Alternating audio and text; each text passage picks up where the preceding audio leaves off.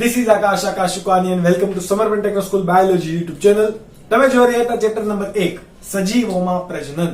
તો આપણે આ ચેપ્ટર ની અંદર NCERT પ્લસ NEET બંનેને કમ્બાઇન્ડ સ્ટડી કરી રહ્યા છીએ. તો પહેલા લેક્ચરમાં તમે ભણ્યા પ્રજનન વિશેનો ખ્યાલ અને પ્રાણીઓમાં અલિંગી પ્રજનન. તો લેક્ચર નંબર 2 ની અંદર આપણે ભણીશું, એટલે કે આ લેક્ચર ની અંદર આપણે જોવાનું છે વનસ્પતિઓમાં અલિંગી પ્રજનન. વનસ્પતિમાં અલિંગી પ્રજનન. જેવી રીતે પ્રાણીની અંદર ભણેલા એવી રીતે અહીંયા પણ કેટલા પ્રકારો છે? 4. કયા કયા? પહેલા આપણે જોઈએ પ્રકારને આપણે ચાર્ટ દ્વારા ભણવાની ટ્રાય કરીએ. સૌથી પહેલો પ્રકાર છે એ છે ભાજન. કયો? ભાજન. બીજો પ્રકાર છે એ છે કલિકા સર્જન. આ બધાની અંદર તમારે ઉદાહરણ સૌથી વધારે ઇમ્પોર્ટન્ટ છે. ત્રીજો પ્રકાર તમારો છે અવખંડન અને ચોથો પ્રકાર છે બીજાણુ સર્જન. એઝ ઇટ ઇઝ, પરંતુ આપણે કોનામાં વાત કરવાના છીએ? વનસ્પતિઓની અંદર. વનસ્પતિ એટલે કે તમારી અહીંયા આપણે ફૂગને પણ સમાવેશ કરી લઈશું. વનસ્પતિની અંદર ફૂગનો ક્યારેય પણ સમાવેશ થતો નથી, પરંતુ આપણે અહીંયા કહીશું કે વનસ્પતિમાં અને ફૂગ અને વનસ્પતિમાં અલિંગી પ્રજનન. એટલે આપણે આ સવાલને ક્વેશ્ચનને જસ્ટિસ આપી શકીએ. ઓકે, તો ભાજન જેવી રીતે પ્રાણીની અંદર જોયેલું કે સામાન્ય રીતે અર્ધીકરણીય જોવા મળતું નથી. કયું પ્રકારનું ભાજન જોવા મળશે? સમભાજન દ્વારા. કોના દ્વારા? તો કે સમભાજન દ્વારા સરળ પેલા શું થશે? કોષ કેન્દ્ર અને પછી કોણ થાય? કોષ રસનું વિભાજન થઈ કેટલા સજીવો મળશે? 2 બાળ સજીવો જોવા મળે. તો આવા પ્રકારના ભાજનને આવા પ્રકારના અલિંગી પ્રજનનને શું કહેવાશે? ભાજન. તમારે ઉદાહરણની અંદર કોણ કોણ આવશે? તો કે બધી લીલ અને ફૂગ. કેવા? લીલ અને ફૂગ. આ લીલ અને ફૂગની અંદર સામાન્ય પ્રકાર છે. આપણે આવૃત અનાવૃત બીજધારી વનસ્પતિ નથી લખી, બરાબર? લીલ અને ફૂગની અંદર જોવા મળશે. લીલ તો એ કેવી કહેવાશે? એકાંગી વનસ્પતિ પણ કહી શકાય. તો કે યસ. ત્યારબાદ પ્રકાર છે કલિકા સર્જન. તો પ્રાણીમાં કલિકા સર્જન વખતે આપણે વાત કરેલી કે પિતૃકોષના કોઈ પણ ભાગમાંથી વારંવાર સમભાજન થઈને કોઈ ભાગ વિકસે છે. અહીંયા કયો? અસમભાજન. આપણે ત્યારે પણ લેક્ચર નંબર 1 માં પણ વાત કરેલી કે કયા શબ્દ પર ભાર મૂકવાનો છે તમારે? તો કે પિતૃના કોઈ કોષમાંથી કેવું ભાજન? સતત. યાદ રાખવું ખાસ, અસમભાજન. સમભાજન અને અસમભાજન બંને અલગ અલગ થશે. જો કોઈ પણ કોષનું 2 સરખા ભાગોની અંદર વિભાજન થતું હશે તો એને સમભાજન કહેવાશે. કોઈ સરખા ભાગોની અંદર વિભાજન થતું હશે નહીં તો એને શું કહેવાશે? અસમભાજન. તો સતત અસમભાજન વડે કોઈ નવો ઘટક રચાય છે અથવા કે એને આપણે શું કહીએ છીએ? કલિકા રચાય છે. આ કલિકા એ પિતૃથી અલગ પડીને શું કરશે? સ્વતંત્ર સજીવ તરીકે વર્તે. તો આ રીતે કોઈ પણ બીજાણુનું જન્યુનું નિર્માણ વિના કોઈ પ્રજનન થયું છે તો આને શું કહેવાશે? કલિકા સર્જન. ચલો, કોની અંદર જોવા મળે? તો કે લીલ અને ફૂગ બંનેની અંદર. કોની અંદર? લીલ અને ફૂગ. આપણે એક્ઝામ્પલ લઈએ, પહેલા ફૂગનું લઈ લઈએ. તો ફૂગની અંદર આપણા પાસે છે કોણ? યીસ્ટ. યીસ્ટ એટલે કેવી ફૂગ? એસ્કોમાઇસિટીસ ની અંદર આવશે. વર્ગ તમને એનો કહી દઉં. એસ્કોમાઇસિટીસ અને એક કોષીય કોથળીમય ફૂગ છે. એક કોષીય હોવા છતાં એમને પ્રોટિસ્ટા સૃષ્ટિમાં મૂકી નથી. કેમ? તો કે એ કયા? કોથળીમય ફૂગ હોવાથી એને આપણે એસ્કોમાઇસિટીસ ની અંદર મૂકીએ છીએ. અને ત્યારબાદ છે લીલ. લીલની અંદર કોણ કોણ? તો કે અહીંયા 2 પ્રકારે જોવા મળશે કલિકા સર્જન. લીલની અંદર 2 પ્રકારે. કઈ કઈ રીતે? અસ્થાનિક શાખા અથવા તો આપણે અહીંયા બંને લઈએ.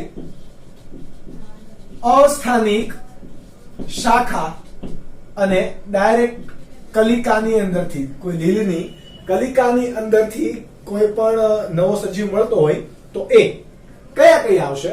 ઉદાહરણ તમારે યાદ રાખવાના છે. અસ્થાનિક શાખામાંથી ઉત્પન્ન થતા હોય એવા કોણ કોણ? ડિક્ટિયોટા અને ફ્યુકસ. કોણ કોણ? ડિક્ટિયોટા અને ફ્યુકસ. જ્યારે કલિકાની અંદર કોને યાદ રાખવાનું છે? એટલે કે અસ્થાનિક કલિકામાંથી. તો એમાંથી કોને યાદ રાખવાનું છે તમારે? પ્રોટોસાયફોન. પ્રોટોસાયફોન. આ ઉદાહરણમાં ખાસ યાદ રાખવું. અસ્થાનિક કલિકા છે અને અહીંયા અસ્થાનિક શાખા છે. ક્યારે પણ મિક્સ મેચ થઈ જાય નહીં. તમને અહીંયા ક્યારે પણ ટ્વિસ્ટ કરીને પૂછી શકે, તો આવડતું હોવું જોઈએ. ત્યારબાદ આપણા પાસે છે અવખંડન. તો અવખંડન પણ અહીંયા એમ કે જ્યારે ક્યારે પણ કોઈ યાંત્રિક દબાણને કારણે વનસ્પતિના કોષ કે ફૂગના કોષ કે લીલના કોષ પર દબાણ આવશે, જેનાથી એ પિતૃદેહથી અલગ પડી જશે. તો આ યાંત્રિક દબાણને કારણે પિતૃ સજીવમાંથી એ દૂર પડી અલગ પડી જાય છે. તો જ્યારે પણ એ અલગ પડશે તો એક સ્વતંત્ર સજીવ તરીકે વર્તી શકે. એટલે કે પિતૃથી કોઈ જન્યુ નિર્માણ દ્વારા અલગ પડ્યું નથી. યાંત્રિક દબાણને કારણે કોઈ ઘટક એના દૂર થઈ જાય છે અથવા તો તૂટી જાય છે, એ દરેકે દરેક ઘટક એક સ્વતંત્ર સજીવ તરીકે વિકસી શકે. તો એ પદ્ધતિને શું કહેવાશે? અવખંડન.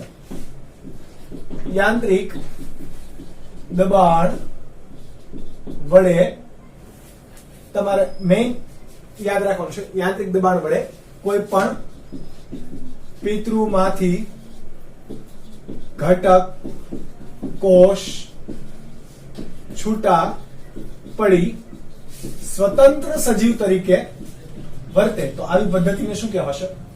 અવખંડન. આ પણ કોની અંદર જોવા મળશે? ફૂગ અને લીલની અંદર. કોની અંદર? લીલ અને ફૂગની અંદર. તમને એવું થશે કે આ બધી પદ્ધતિ અનાવૃત આવૃત બીજધારી વનસ્પતિમાં ના જોવા મળે, તો કે નહીં. એમાં જે જોવા મળે એને આપણે શું કહીશું? વાનસ્પતિક પ્રજનન. કેવા પ્રકારનું?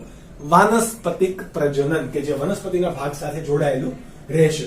ઓકે, તો આ અવખંડનમાં આપણે ફૂગના ઉદાહરણો યાદ રાખશું. કઈ છે આપણા પાસે? તો કે 3: મ્યુકર, રાઇઝોપ્ટસ અને સેપ્રોલેગ્નિયા. કઈ?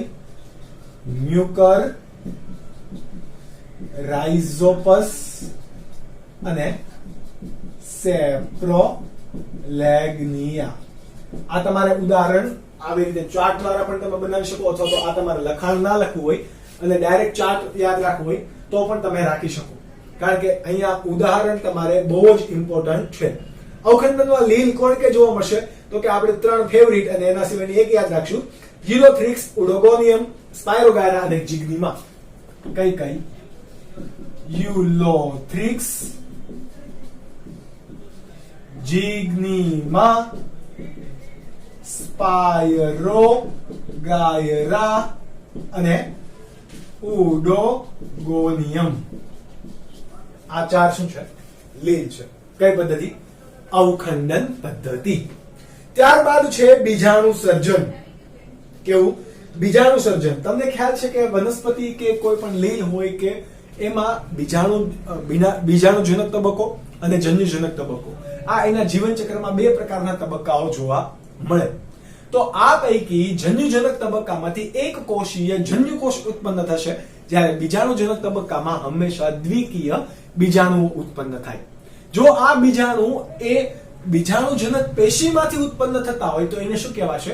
સત્ય બીજાણુ. અને બીજાણુજનક પેશી સિવાય કોઈ અન્ય ભાગમાંથી ઉત્પન્ન થતા હશે તો એમને શું કહેવાશે? કૂટ બીજાણુ. ઓકે, આ કૂટ બીજાણુની આપણે અહીંયા વાત નહીં કરીએ, આપણે અહીંયા સત્ય બીજાણુની વાત કરીશું. એટલે કે એવા બીજાણુ કે જે વનસ્પતિની બીજાણુજનક પેશીમાંથી ઉત્પન્ન થયેલા છે, બરાબર? નહીં કે કોઈ પણ પુષ્પીય ઘટકોમાંથી. બીજાણુજનક પેશી, પુષ્પીય ઘટક એટલે કે એ લિંગી ઘટક હશે, કારણ કે વનસ્પતિનું લિંગી અંગ કોણ? પુષ્પ. તો બીજાણુ સર્જન એ આપણે 2 પ્રકારના બીજાણુ જોવા મળે. તમને પણ ખ્યાલ છે કયા? તો કે આપણે અહીંયા લખીએ: ચલ બીજાણુ અને અહીંયા દર્શાવીએ અચલ બીજાણુ. કોને કહેવાશે ચલ બીજાણુ અને કોને કહેવાય અચલ બીજાણુ? કોઈ પણ વનસ્પતિ કે ફૂગના બીજાણુઓ જો એના ફરતે કશા ધરાવે છે, શું ધરાવે છે? કશા ધરાવે છે તો આ કશા મારફતે એ એના આજુબાજુના માધ્યમ જેમ કે પાણીની અંદર એ તરી શકે અને પોતે મૂવમેન્ટ કરવા માટે સક્ષમ હોય તો એને શું કહેવાય? ચલ બીજાણુ અથવા તો એને કહેવાય કશાધારી બીજાણુ. કેમ તો કે એ શું ધરાવે છે? કશા ધરાવે છે. અચલ બીજાણુની અંદર આવું કંઈ હોતું નથી તો એને બિન કશાધારી અથવા તો એને શું બીજું કહેવાય? ક બીજાણુ. શું કહેવાય? ક બીજાણુ. ઘણી વાર તમને કણ બીજાણુ તરીકે અથવા તો કોનિડિયા તરીકે પણ એને ઓળખાય. કયું નામ? કોનિડિયા. ચલો હવે જોઈએ કે એની અંદર કોણ કોણ એક્ઝામ્પલ છે. તો પહેલા આપણે વાત કરીએ ચલ બીજાણુની. તો ચલ બીજાણુની અંદર તમારે 3 યાદ રાખવાના છે: ક્લેમિડોમોનાસ, યુલોથ્રિક્સ અને ઉડોગોનિયમ. ક્લેમિડોમોનાસ, યુલોથ્રિક્સ અને ઉડોગોનિયમ. બરાબર. જ્યારે ચલ બીજાણુ અચલ બીજાણુની અંદર કોણ કોણ? 2 તમારે અહીંયા ફૂગ યાદ રાખવાની છે કે જે કઈ છે? એસ્પરજીલસ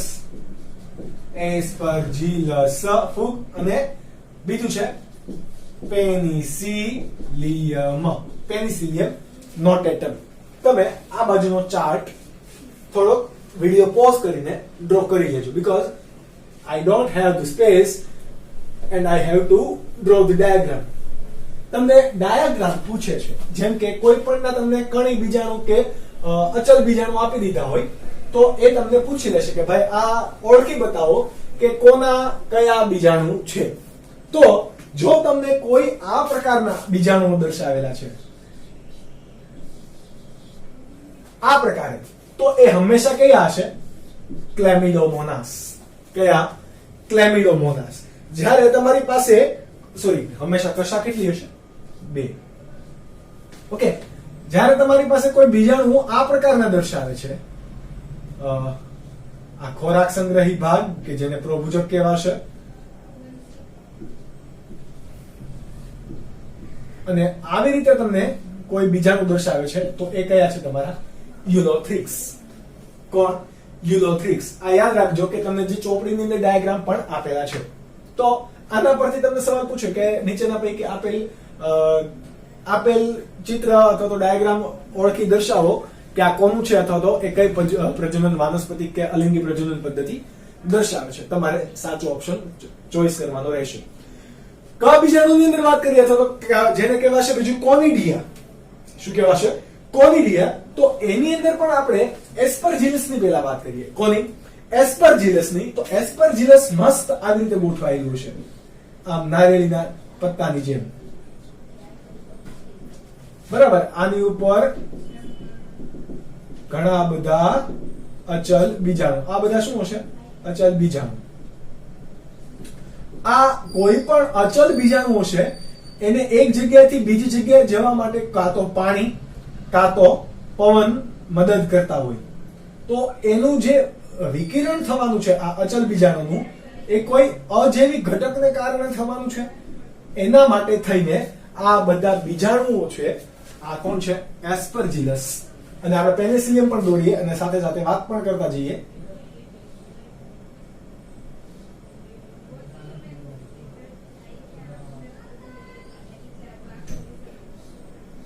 ઓકે.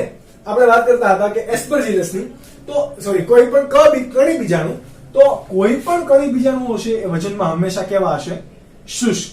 વજનમાં કેવા હોય? શુષ્ક, હલકા અને એનું આવરણ કેવું હશે? સખત અને મજબૂત. કેમ? તો કે શુષ્ક હોવાને કારણે એ પવન કે પાણી દ્વારા કોઈ પણ માધ્યમ સુધી અથવા તો કોઈ પણ જગ્યા સુધી એ લાંબુ અંતર ખેંચી શકે અને સ્થળાંતરણ કરી શકે એનું વિકિરણ પોસિબલ છે. તો એ આ કોણ હતું? એસ્પરજીલસ. અને આવા પ્રકારનું છે કોણ છે? પેનિસિલિયમ. તો આ કણી બીજાણુઓ વજનમાં હલકા હશે એનું આવરણ કેવું હશે? સખત અને મજબૂત, જેનાથી ક્યારેય પણ એનું એની અંદર રહેલા ઘટકો ક્યારેય નાશ પામી શકશે નહીં સિવાય કે જ્યારે પણ એને અનુકૂળ સંજોગો મળે. તો આ વાત હતી જે તમે ડાયાગ્રામ પરથી પૂછી શકે છે. હવે ઘણીવાર તમને એમ પૂછે કે સમબીજાણુ ધારક વનસ્પતિ અને અસમબીજાણુ ધારક વનસ્પતિ કોણ? તો બીજાણુના આધારે બીજા 2 પ્રકાર હજી પડશે. એટલે કે સમબીજાણુ અને અસમ બીજાણુ. ઇન શોર્ટ આપણે કેવું હોય તો સમબીજાણુને કોને કહેવાય કે જેની અંદર બંને બીજાણુઓ કેવા હોય આકાર કદની બાબતે સમાન, જ્યારે અસમ બીજાણુની અંદર કેવા હશે અસમાન. કેવા અસમાન. તમારે અહીંયા યાદ શું રાખવાનું છે, આ બંને પ્રકારના હશે તો આ બંને પ્રકાર કયા પ્રકારના હશે? સત્ય બીજાણુ. કોના પ્રકાર છે? સત્ય બીજાણુ. આપણે વાત કરીએ એમ સત્ય બીજાણુ કોને કહેવાય તો કે જે કોઈ પણ વનસ્પતિની બીજાણુ ધારક પેશીમાંથી બીજાણુનું નિર્માણ થાય છે તો આને શું કહેવાશે? સત્ય બીજાણુ. તો આ સત્ય બીજાણુ છે. આપણે શું કરવાનું છે? એક્ઝામ્પલ યાદ રાખવાના છે. અસમ બીજાણુનું બીજું નામ છે વિષમ બીજાણુ. જે તમને ક્યારે પણ ટ્વિસ્ટ કરીને આપ્યું હોય તો તમને યાદ રહેવું જોઈએ. કોની અંદર જોવા મળે? મોટા ભાગે ત્રિઅંગી વનસ્પતિ છે. ત્રિઅંગી વનસ્પતિમાંથી એક છે તમારી પાસે સેલાજિનેલા. કોણ છે? સેલાજિનેલા ત્રિઅંગી વનસ્પતિ યાદ રાખવાની. ત્યારબાદ અનાવૃત કે આવૃત પ્રકારની કોઈ પણ વનસ્પતિ છે તો એમાં હંમેશા કેવા પ્રકારના બીજાણુઓ જોવા મળશે? વિષમ બીજાણુ જોવા મળશે. જ્યારે સમબીજાણુ ધારક વનસ્પતિની વાત કરીએ તો આપણે એમાંથી એક વાત કરી દઈએ ફર્નસ. ફર્નસ એટલે કે કોણ? આપણી હંસરાજ. કોણ? હંસરાજ. હંસરાજ સિવાય આપણી પાસે ઘણી બધી વનસ્પતિઓ છે, ફૂગ છે, લીલ છે, એની અંદરથી આપણે યાદ કરતા જઈએ તો લિસ્ટ મોટું બનશે. લાઇકોપોડિયમ, ત્યારબાદ મ્યુકર. મ્યુકર શું છે? ફૂગ. તો જોજો ફૂગ એ બીજાણુ ધારકમાં પણ આવશે. એ કેવા છે? સમબીજાણુ. બરાબર. ત્યારબાદ હજી આપણી પાસે છે રાહિનિયા સ્પાયરોગાયરા. આનું લિસ્ટ બહુ મોટું છે. રાહિનિયા સ્પાયરોગાયરા. ત્યારબાદ છે ડિક્ટિયોપ્ટેરા. યસ, સોરી, ડિક્ટિયોપ્ટેરા નહીં, ઇક્વિસેટમ એટલે કે અશ્વપૂછ અને ડ્રાયોપ્ટેરિસ. કઈ ઇક્વિસેટા અને ડ્રાયોપ્ટેરિસ. હજુ અહીંયા તમારે એક યાદ રાખવું તો રાખી દો, માર્કેન્શિયા. માર્કેન્શિયામાં પણ કેવા હશે? વિષમ બીજાણુ. તો આ હતા તમારા એક્ઝામ્પલ. આ એક્ઝામ્પલ નું શું કરવાનું તો કે ભાજી બનાવીને ખાઈ નથી જોવાની, એમને યાદ કરવાની ટ્રાય કરવાની છે. કઈ રીતે તમને યાદ રહેશે? Make the chart. ચાર્ટને તમારી દિવાલ પર લગાવી દો. બીકોઝ આ ચેપ્ટરના એમસીક્યુ તમને ધોરણ 11 ના 1 2 3 4 ચેપ્ટર સુધી સાંકળે છે, એટલે કે કમ્બાઈન કરીને સવાલ પૂછશે અને આ બધા સવાલ ટ્રિકી હશે કે જેનામાંથી તમે ઈઝીલી સવાલના આન્સર આપી શકશો જો તમને ઉદાહરણ યાદ હશે તો નોટ ડાઉન કરી શકો. પ્રજનન બાદ છે આપણી પાસે બીજો ટોપિક કે વનસ્પતિની અંદર વાનસ્પતિક પ્રજનન. આ પૈકી તમે ઘણું બધું જેમ કે ભૂસ્તરિકા તમે ચાર્ટ જોવો છો, આ તમારે પણ ડ્રો કરવાનો છે. મારા બોર્ડની અંદર બધું નથી સમાતું એટલા માટે અલગ કર્યો છે. તમે કુદરતી પદ્ધતિ માટેનો ચાર્ટ અને કૃત્રિમ પદ્ધતિ માટેનો ચાર્ટ અલગ અલગ બનાવી શકો છો એઝ યોર વિશ. હું અહીંયા તમારે ઉદાહરણ માટેનો ચાર્ટ તમને ઓલરેડી ડ્રો કરીને આપીશ. ઓકે, તો આ પૈકી તમે ઘણી બધી પદ્ધતિ ઓલરેડી ભણી ગયા છો. એ પૈકી વાનસ્પતિક પ્રજનનની અંદર બે પ્રકારની પદ્ધતિ હશે. એક તો કુદરતી રીતે વાનસ્પતિક પ્રજનન થતું હોય અથવા તો માનવ પ્રેરિત કરાતું હોય એવું કૃત્રિમ. તો કૃત્રિમ પદ્ધતિની આપણે પછી વાત કરીએ. ઓટોમેટિક કુદરત કોણ કરે છે, શું કરે છે, તો એ આપણે પહેલા ભણીએ. એ પૈકી છે સૌથી પહેલા જો કુદરતી વાનસ્પતિક પ્રજનન મૂળમાં થતું હોય, બરાબર, જેમ કે વનસ્પતિના મૂળ અંદર જ જમીનમાં છે અને એમાંથી જ કોઈ નવી શાખાનો વિકાસ થઈને પોતે સ્વતંત્ર સજીવ તરીકે વર્તે છે, તો એવા પ્રકારે કોણ વર્તી શકે? તો આપણા પાસે ઉદાહરણ છે. કોણ? શક્કરિયું, શતાવરી, ડહાલિયા. કોણ લખતા જઈએ. શક્કરિયું, શતાવરી, ડહાલિયા. તમને એવું થશે કે સર આ તો તમે ખોરાક સંગ્રહી મૂળ ધોરણ 11 ચેપ્ટર 5 માં એમાં એવું નામ આપેલું. યસ, આ ખોરાક સંગ્રહી મૂળ પણ છે, પરંતુ એ કાળક્રમે જો શક્કરિયાને તમે આમ જમીનમાં માટીમાં વાવી દેશો, કારણ કે એક પ્રકારનું મૂળ છે, બરાબર, શક્કરિયા કે શતાવરીને તમે આમ જમીનમાં વાવી દેશો તો એમાંથી પણ છોડ વિકસશે. તો એ પોતે જ શું કોના તરીકે વર્તી જાય? કોઈ એવું નવું વનસ્પતિનું સર્જન કરતું અંગ તરીકે વર્તે. એટલા માટે મૂળ. ત્યારબાદ આપણે વાત કરીએ પ્રકાંડની. કોની? પ્રકાંડની. તો પ્રકાંડની અંદર ખોરાક સંગ્રહી મૂળ પ્રકાંડ હોય એમાંનું તમે અહીંયા લિસ્ટ કરી શકો. જેમ કે આપણા પાસે છે આદુ, હળદર, ત્યારબાદ બટાટા છે, ડુંગળીની સાથે તમે લઈ શકો લસણ, ત્યારબાદ હળદર, સુરણ, બટાટા, હજી આપણી પાસે બાકી એક સુરણ. તો આ બધા ઉદાહરણ કોના છે? એક પ્રકાંડના છે કે જે ખોરાક સંગ્રહ કરે છે. ત્યારબાદ આમાં આપણે ઉદાહરણ લઈએ જેમ કે આદુ છે. ઓકે, આપણે સૌથી પહેલા લઈએ બટાટા. જો બટાટાને વનસ્પતિ દ્વારા કુદરતી રીતે બીજમાંથી વિકસવું હોય તો એને ખૂબ લાંબો સમય લાગી જાય. પરંતુ આ વાનસ્પતિક પ્રજનન, તમે બટાટાને નાનો જમીનમાં વાવી દો અને એમાંથી જો નવો છોડ ઉગે, ક્યાંથી ઉગશે? બટાટાની અંદર ખાડા પડેલા હોય કે જેને આપણે બટાટાની આંખ એવું કહીએ છીએ, પણ એ હકીકતમાં શું છે? આંખ નથી, એ એની કક્ષ કલિકા છે. બટાટાની શું છે? કક્ષ કલિકા. તો આ કક્ષ કલિકામાંથી શું થશે? નવો કોઈ છોડનું નિર્માણ થશે. એવી રીતે આદુ છે, તો આદુમાંથી ક્યાંથી થશે? આદુની અંદર ગાંઠ રહેલી હોય. આપણે ભણી ગયા કે એ નજીક નજીક રહેલી આંતરગાંઠ, બરાબર? તો આ ગાંઠની અંદરથી નવા એક કલિકાનું નિર્માણ થશે અને એમાંથી આખો છોડ વિકસશે. ડુંગળી છે, તો ડુંગળીની અંદર પ્રકાંડ તલ. કોણ? પર્ણ નહીં, પરંતુ પ્રકાંડ તલ. આપણે અહીંયા ખોરાક સંગ્રહી ભાગની વાત નથી કરતા. ડુંગળીની અંદર આવા આકારનું શું રહેલું હોય? પ્રકાંડ રહેલું હોય. એની નીચે આવા મૂળ હોય ને એની ઉપર આવો પર્ણતલનો ભાગ હોય. એમાં આપણે વાત કરીએ છીએ ફક્ત પ્રકાંડની. તો આ પ્રકાંડનો ભાગ એ કોઈ પણ નવા વનસ્પતિના સર્જન માટે જવાબદાર છે. જો આપણે ડુંગળીને આમ જોઈને તમે જોતા જશો ને, ડુંગળીને આમ જ વાવી દે, અથવા તો તમે ઘરે અત્યારે ટબની અંદર લીલું લસણ તમે વાવતા હોય તો લસણની કળી હોય એને તમે વાવી દો તો એ ઉગે છે. માટે જવાબદાર કોણ છે? એનું પ્રકાંડ. કોણ છે? પ્રકાંડ. એ રીતે ત્યારબાદ આપણે જો વાત કરીએ પર્ણની, તો પર્ણની અંદર અહીંયા ખોરાક સંગ્રહી ભાગ આપણે કોઈ નહીં લઈએ, પરંતુ એના સિવાય આપણા પાસે છે બે, બ્રાયોફાઇલમ અને કેલેન્ચોઈ.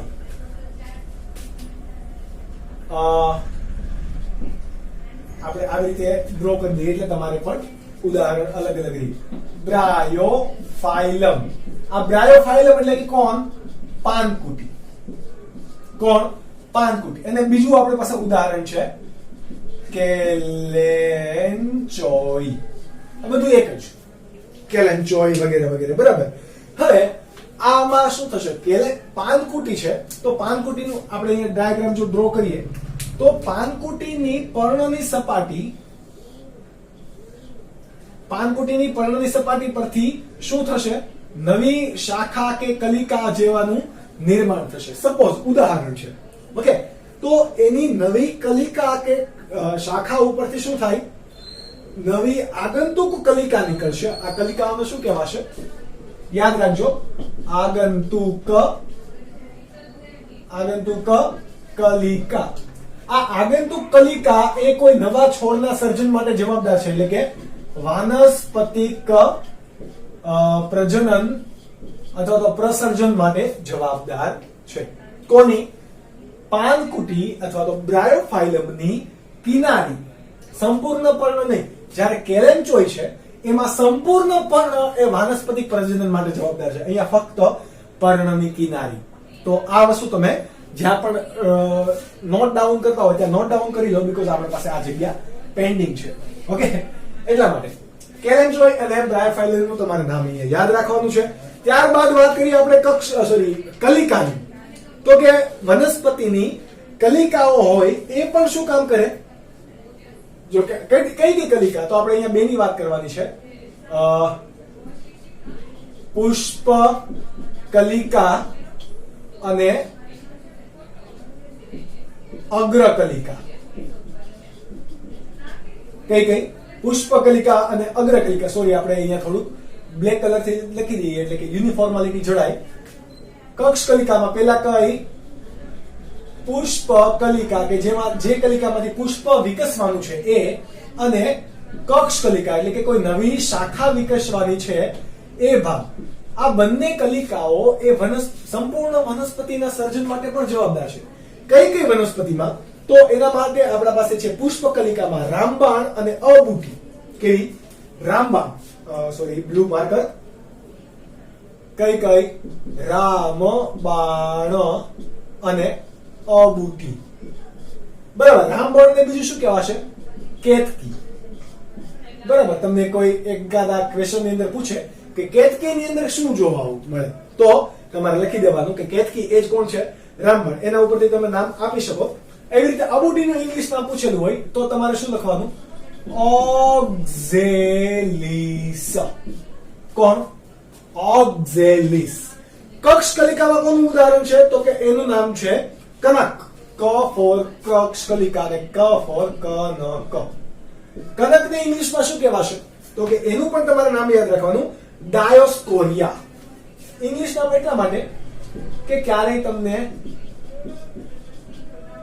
એમસીક્યુ અલગ નામથી પૂછી લીધો તો તમને આવડતો હોવો જોઈએ. તમને એમ લાગે કે આ તો આઉટ ઓફ સિલેબસ છે, પણ આઉટ ઓફ સિલેબસ ના હોય, એ ઇંગ્લિશ નામ હોય. અને મેં આ બધા નાના કીધા અને આના કીધા સાયન્ટિફિક અને ઇંગ્લિશ નામ, બીકોઝ આ બધું ઓલરેડી એક્ઝામમાં પૂછાઈ ચૂક્યું છે. તો આ વાત હતા કક્ષકલિકાની. ઓકે, તો કલિકા એ જ ખોરાક સંગ્રહ કરીને, અથવા તો જેમ કે આ અબૂટી છે, અબૂટીની અંદર શું થશે? સપોઝ આ અબૂટીના પાંદડા છે વગેરે વગેરે. બરાબર. અબૂટીની અંદરથી આવી રીતે કોઈ પુષ્પ કલિકા નીકળી છે, એ ખોરાક સંગ્રહ કરશે. ખોરાક સંગ્રહ કરીને મોટી બનશે. મોટી બનીને અહીંયાથી તૂટી જશે અને ક્યાં જાય? સીધી જમીનમાં જતી રહી. જમીનમાં જઈને ત્યાંથી એક નવો છોડ વિકસશે. તો અબૂટીની અંદર આ પુષ્પીય કલિકા એ ખોરાકનો સંગ્રહ પણ કરે છે અને વાનસ્પતિક પ્રજનન પણ કરે છે. તો એક કલિકામાંથી જ નવા છોડનું નિર્માણ થઈ જતું હોય તો એને શું કહેવાશે? કલિકા દ્વારા વાનસ્પતિક પ્રજનન. ત્યારબાદ અન્ય આપણે વાનસ્પતિક પ્રજનનની 4 રીત ભણી ગયા છીએ ધોરણ 11 ની અંદર, અને તો પણ આપણે ફરીથી ડિટેલમાં એની વાત કરીશું. ભૂસ્તારી, ભૂસ્તારિકા, અધોભૂસ્તારી અને વિરોહ. જો બરાબર આપણે અહીંયા ડિટેલમાં વાત કરીએ તો જો કોઈ પણ આ જમીન છે, સપોઝ અત્યારે શું છે આપણા માટે જમીન ઉપર અહીંયા કોઈ વનસ્પતિ છે અથવા તો ઘાસ છે, દુર્વા ઘાસ છે સપોઝ. ઓકે, તો ભૂમિગત કોઈ પણ વનસ્પતિના ભૂમિગત પ્રકાંડ, ભૂમિગત એટલે કે જમીનના પ્રકાંડની અંદર, સોરી પ્રકાંડ એવું કે જે જમીનની અંદર છે, ભૂમિગત પ્રકાંડમાંથી કોઈ કલિકા અથવા તો કોઈ શાખા એ જમીનને સમાંતર વિકાસ પામીને ફરી જમીનની અંદર આવી જાય છે અને ત્યાં મૂળ સર્જીને ફરી નવા પ્રકારે શું કરે છે? વનસ્પતિનું સર્જન કરે છે. તો એને શું કહેવાશે? જમીનની સમાંતર છે તો એને શું કહેવાય? ભૂસ્તારી. શું કહેવાય? ભૂસ્તારી. જો આ જમીનના બદલે પાણી હોય તો એને શું કહેવાય? ભૂસ્તારિકા. જો આવું કંઈક એ જમીનની નીચેથી થતું હોય, એટલે કે જમીનની ઉપર નહીં, આવી રીતે જમીનની નીચે, તો એને શું કહેવાય? અધોભૂસ્તારી. અને વિરોહ એટલે કે આ સમાંતર જ નહીં પરંતુ કમાન આકારે વળીને જમીનની અંદર આવતી હોય કોઈ શાખા. બરાબર. જેમ કે આ જમીનની સપાટી ગણી લઈએ, જેમ કે ફુદીનાની અંદર જોવા મળે છે. આ કોઈ એક છોડ છે, એની અંદરથી કોઈ એક શાખા જમીનની બહાર વિકસી થોડી ઊંચે જઈ કમાન આકારે વળી ફરી જમીનના સંપર્કમાં આવે છે. જમીનને સમાંતર નથી, જમીનને કમાન આકારે છે, તો એ પ્રકારને શું કહેવાશે? વિરોહ. આ બધાની અંદરથી કોણ વિકાસ પામે છે? ક્યાંક આંતરગાંઠની અંદરથી નીકળતી કલિકાઓ, ક્યાં જેમ કે અધોભૂસ્તારિકા હોય, ભૂસ્તારિકા હોય, જેમ કે પાણીની અંદર, તો ભૂસ્તારિકાની અંદર આંતરગાંઠો કેવી હશે? ટૂંકી. એટલે કે જળ શૃંખલા અને જળકુંભી છે તો આ વનસ્પતિની આંતરગાંઠો ટૂંકી હશે.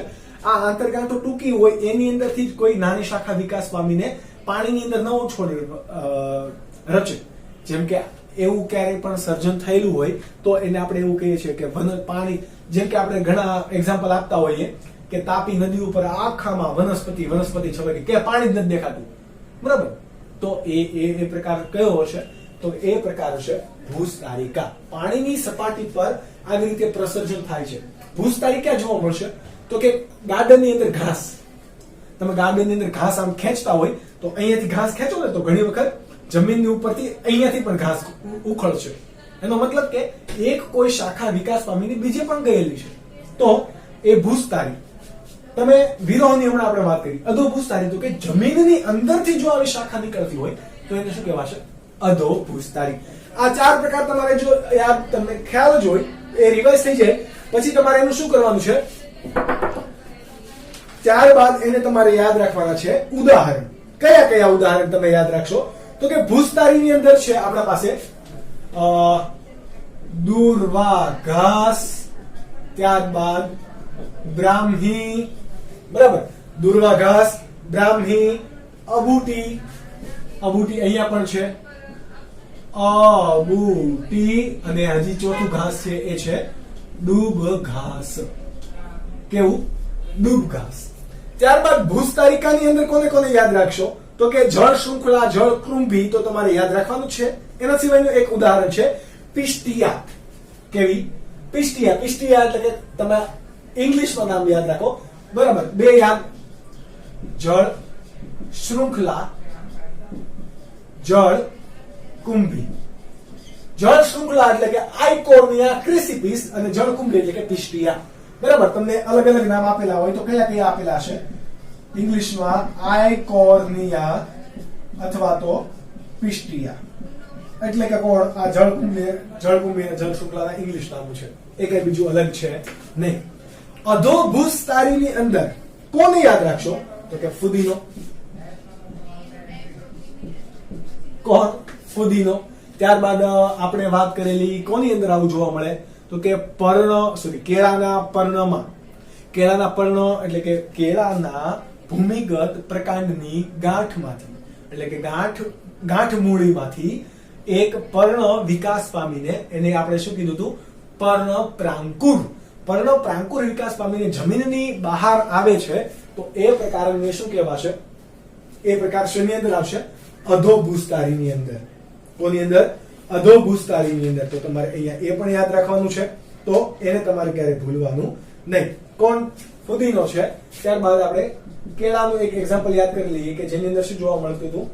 પર્ણપ્રાંકુર. વિરોહની અંદર વાત કરીએ, કમાન આકારે જે કોઈ પણ ઢાળ રચાય છે, કોની અંદર જોવા મળે?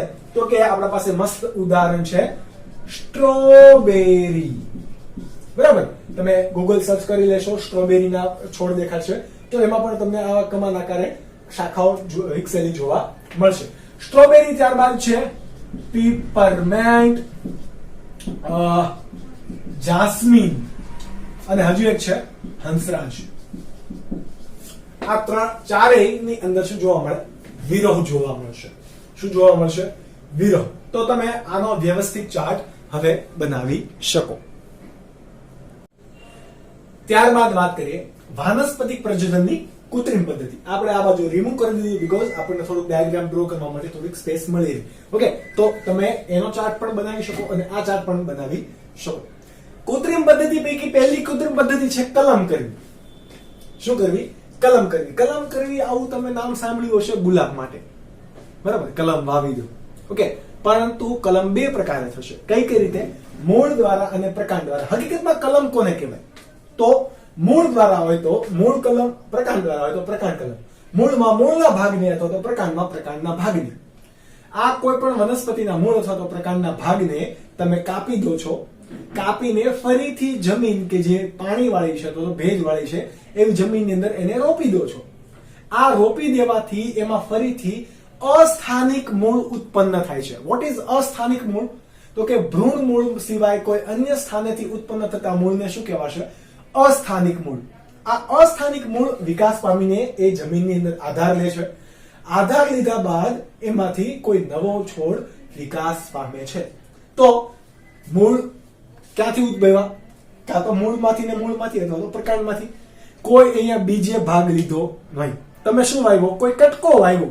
આ કટકાને તમે જમીનની અંદર વાવી દો છો. જેમ કે તમે ગુલાબની અંદર જોતા છો તો ગુલાબની અંદર આવી પ્રકારની તમે શું કરી નાખો? નાની નાની કલમ કરી નાખો, બરાબર, નાજુક પ્રકાર હોય એની. તો હવે એને તમે શું કરો? જમીનની અંદર આવી રીતે વાવી દો છો. થોડોક ભાગ બહાર હોય તો એમાંથી, સોરી, એટલો ભાગ થોડોક બહાર હશે તો એમાંથી બધેથી શું ઉત્પન્ન થાય? ધીરે ધીરે અસ્થાનિક મૂળ ઉત્પન્ન થવાના શરૂ થશે. અસ્થાનિક મૂળ ઉત્પન્ન થતાની સાથે સાથે ધીરે ધીરે અહીંયાથી પણ ભાગ વિકસશે. લાંબી પ્રોસેસ છે, પરંતુ છોડ ફરી વિકાસ પામશે. તો આ પ્રકારને શું કહેવાય? કલમ કરવી. શું કહેવાય? કલમ કરવી. એમાં આપણા પાસે છે મૂળ અને પ્રકાંડ. મૂળના ભાગો વડે જો કલમ કરવામાં આવે તો એને શું કહેવાય? મૂળ કલમ. અને પ્રકાંડના ભાગો વડે જો એને કલમ કરવામાં આવે તો એને શું કહેવાય? તો કે પ્રકાંડ કલમ. ચલો ઉદાહરણ તમે યાદ રાખશો. ઉદાહરણ માટે ચાવી યાદ રાખો. અહીંયા યાદ રાખશો તમે આલી. કેવી? આલી. અને પ્રકાંડ માટે તમે યાદ રાખશો શેષે ગુચીગુ. શેષે ગુચીગુ. ઓકે, તમને કોઈને ચાવી ના પસંદ આવતી હોય તો તમે તમારી રીતે પણ બનાવી શકો. યાદ રાખવાનો એક ફોર્મ્યુલા હોવો જોઈએ. ચલો આ અને લી પરથી આમલી અને લીંબુ ના છોડ એ આપણે કલમ દ્વારા પણ વિકસાવી શકીએ, પરંતુ પ્રકાંડના ભાગ વડે નહીં. કોના ભાગ વડે? મૂળના ભાગ વડે. ત્યારબાદ જો વાત કરીએ પ્રકાંડની તો પહેલા જ છે તમને ખબર હશે કે શેરડીને તમે કાપી નાખો ને, બરાબર, તો એ ઉગે. કેમ? તો કે આપણે એને કઈ વાવવાની જરૂર નથી હોતી. અથવા તો વાવેલો કોઈ પણ શેરડીનો ભાગ તમે ફરીથી વાવી દો તો પણ એ ઉગે છે. જમીનની અંદર અસ્થાનિક મૂળ ઉત્પન્ન કરશે. જો કે એને શું કહેવાય? અવલંબન મૂળ. જે શેરડીમાં જે પ્રકારના કોઈ પણ અસ્થાનિક મૂળ ઉત્પન્ન થાય એ મૂળને શું કહેવાય? અવલંબન મૂળ. કે જે શું આપશે? આમ વિકાસ પામીને ટેકો આપે. ઓકે, કોને? તો કે વનસ્પતિના પ્રકાંડને. તો આ તમારે યાદ રાખવાના છે. ચાવી પરથી આપણે જો આગળ યાદ રાખીએ તો કોણ કોણ છે? પેલું જ શેરડી, ત્યારબાદ સેવંતી, ત્યારબાદ ગુલાબ, ચી ફોર ચીની ગુલાબ. ચીની ગુલાબ એટલે કે કોણ? જાસૂદ. યાદ રાખજો, તમને ઘણી જગ્યાએ ચાઇના ગુલાબ અથવા તો ચીની ગુલાબ આપેલું હોય તો એ કોણ છે? આપણું જાસૂદ. ઓકે, ચીની ગુલાબ. અને ત્યારબાદ છે ગુલવંતી. કોણ? ચીની ગુલાબ અને ગુલવંતી. આ તમારા નામ યાદ રાખવાના. સોરી, ગુલવંતી નહીં, ગુલદાઉદી. દાઉદ ઇબ્રાહિમ ઉપરથી નામ યાદ રાખવાનું. કયું? ગુલદાઉદી. આ 5 ઉદાહરણ યાદ રાખવાનું. ત્યારબાદ છે ડાબ કલમ. આપણે અહીંયા કોઈ વનસ્પતિના ભાગને અહીંયા કટ કરેલો. હવે ડાબ કલમમાં શું કરવાનું છે? કોઈ વનસ્પતિનો છોડ ઓલરેડી વિકાસ પામીને ઉગેલો છે, મસ્ત રીતે આવી રીતે ઉગેલો છે. એમાંથી કોઈ શાખા છે એને આપણે જમીનમાં નીચે વાવી દેવાની અને થોડીક, બરાબર, શાખા હોય પાતળું પ્રકાંડ, એને આમ જમીનમાં વાવી દો. પછી એને વાળીને થોડીક જમીનની અંદર નાખી દો. એ મૂળ છોડથી અલગ પડી નથી. ઓકે, એ ભાગને તમે જમીનની અંદર વાવી દીધો છે તો એ ભાગની બાજુથી અસ્થાનિક મૂળ જમીનની અંદર ઉત્પન્ન થશે. એટલે કે તમે કલમ કરી છે આની રીતે જ, પરંતુ દાબ કલમ કરી છે. કેવી કલમ કરી છે? દાબ કલમ કરી છે. યાદ રાખજો. તો એ પ્રકારને શું કહેવાશે? દાબ કલમ. તો અહીંયા પણ તમારે ઉદાહરણ ચાવી દ્વારા યાદ રાખવાના છે. એમાં કઈ યાદ રાખશો ચાવી? તો કે જાદરા જુગુલી.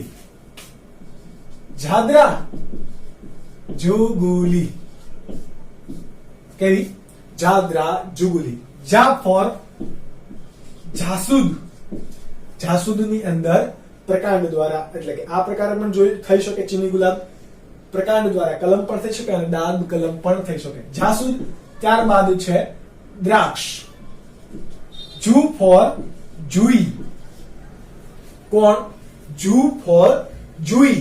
ત્યારબાદ ગુલાબ. ગુ ફોર ગુલાબ. અને લી ફોર લીંબુ. છે ઈઝી. આ બધા એક્ઝામ્પલ આમાં ખાલી એક જુઈ અને દ્રાક્ષ તમારે નવું આવ્યું. કેમ? તો કે જે ભાગની કલમ થઈ શકે છે એ ભાગની દાબ કલમ પણ પોસિબલ છે.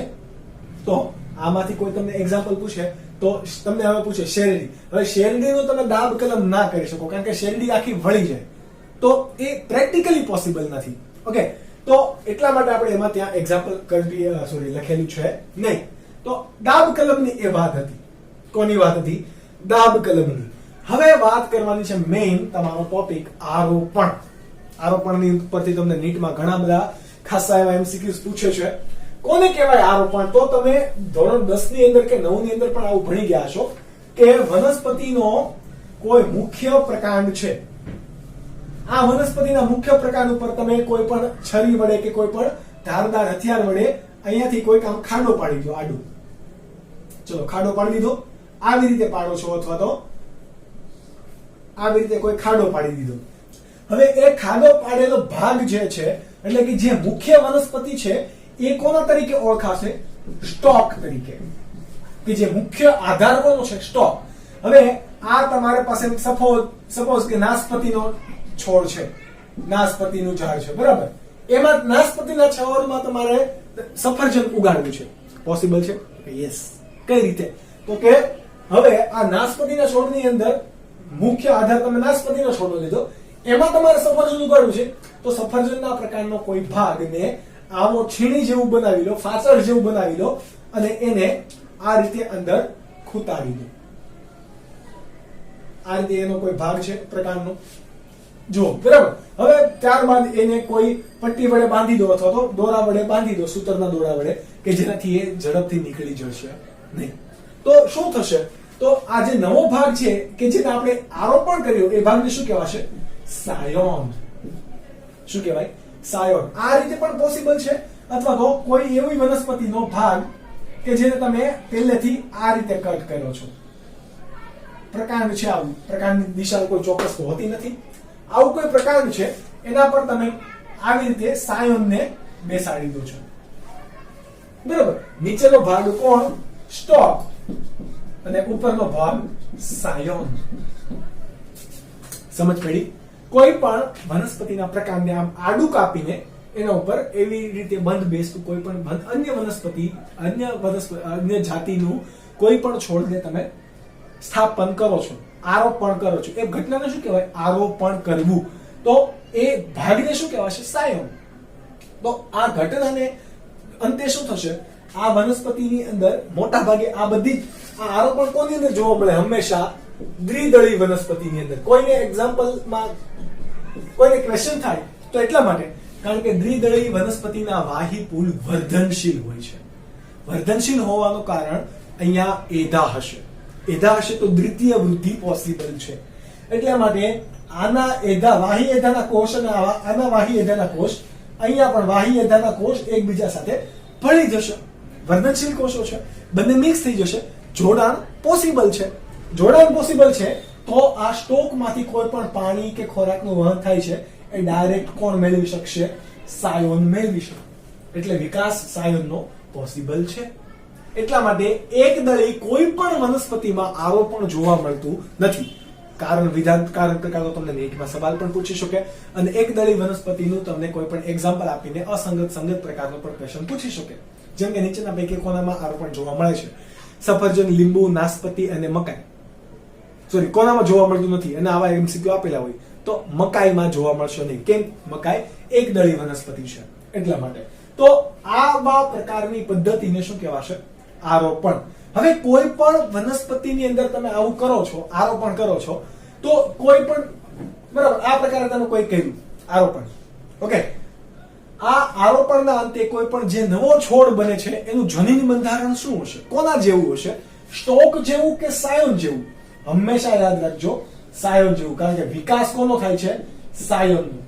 તમને આવા એક એમસીક્યુઝ પૂછશે કે કોઈ નાશપતિના છોડને સપોઝ ઉદાહરણ માટે, બરાબર, સાચું નથી એટલે કે આંકડા સાચા નથી, કોઈ વનસ્પતિના છોડને તમે આધાર તરીકે લીધો છે કે જેના જનીન કે જેનું જનીન બંધારણ અથવા તો જેમાં જનીનોની સંખ્યા કેટલી છે?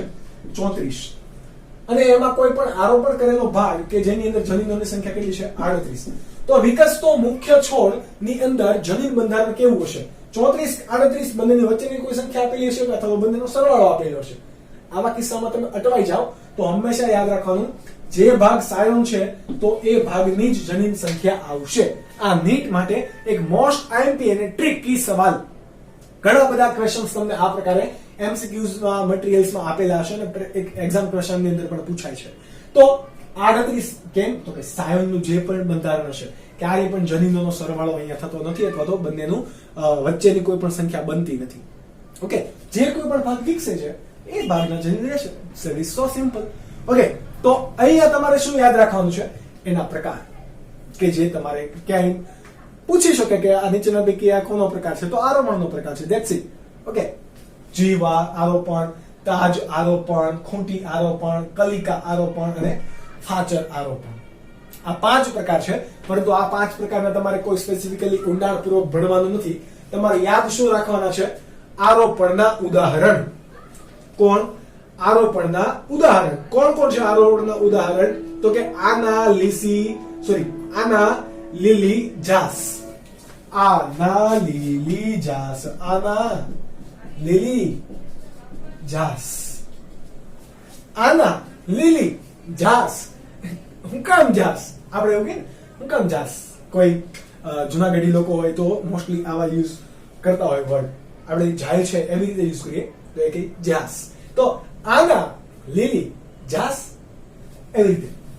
આ ફોર આંબો, ના ફોર નાસપતિ. નાસપતિ, સોરી. આ ફોર આંબો, ના ફોર નાસપતિ. ત્યારબાદ લી ફોર લીંબુ. બીજો લી ફોર લીચી. આંબો, નાસપતિ, લીંબુ, લીચી. જા ફોર જામફળ અને સ ફોર સફરજન. અહીંયા જો બધી જ દ્વિદળી વનસ્પતિ છે, એક પણ એકદળી વનસ્પતિ છે નહીં. તો આ બે લેક્ચર તમારા લેક્ચર નંબર 1 અને lecture number 2, specifically lecture number 2 માં બહુ બધા ઉદાહરણ છે. તમારે શું કરવું પડશે? એનો ચાર્ટ કરવાનો છે અને તમારે દરેક ઉદાહરણને યાદ કરવાનું છે. બીકોઝ આમાંથી ગમે ત્યારે રેન્ડમલી પણ તમને કોઈ ક્વેશ્ચન પૂછે, ઉઠીને ઊંઘમાં પણ સવાલ પૂછે તો આવડતો હોવો જોઈએ. આવી આશા સાથે આજનો લેક્ચર કરીએ ફિનિશ. મળીશું લેક્ચર નંબર 3 ની અંદર. ત્યારે લિંગી પ્રજનન વિશે વધારે ડિટેલમાં વાત કરીશું. તો ત્યાં સુધી bye bye and take care.